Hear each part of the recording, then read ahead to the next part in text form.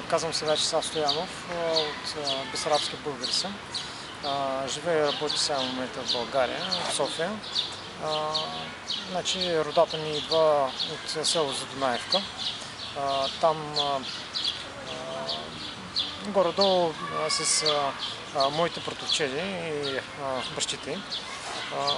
Горе-долу намерихме откъде идва родата, някъде от ямболски села, които са се преместили, първо живели 1-2 години в Кишинев. След това те са им дали някаква земя, където трябвало да се преместят, нали, да си направят колония. И това било село Задунаевка.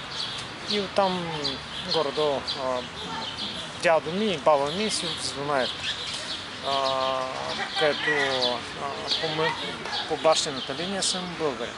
Майка ми рускиня, горе-долу наполовина съм българин.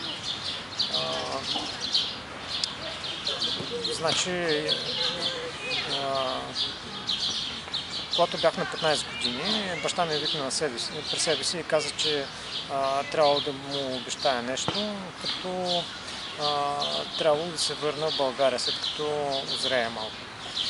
И сега съм в България, т.е. влязох там да уча, завърших в Национална художествена академия дизайн, сега работя и живея там. Т.е. редовен гражданин съм, български паспорт и така нататък. Сега моята експедиция е свързана с проблема с отпадъци и през този факт аз правя пиар на проблема, този, който с боклуците като цяло. И обикаляйки държавите, първо София, после Варна, Румъния, сега малко Украина, стигнал съм до Одеса.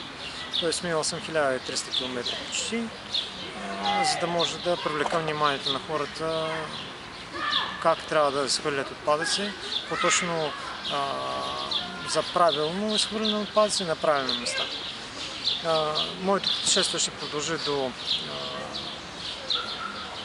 Крим, после Русия, после Кавказ, след това Турция и пак ще затворя кръга в Варна. Тоест ще обиколи цялото Черно море, като на всички ще напомня, че не е нужно да се движат само с автомобили, преди стотина години още ги нямало това. И че притежават собствен двигател, който трябва да го използват така или иначе, както и да се замислят върху проблема с отпадъци. Горе-долу това.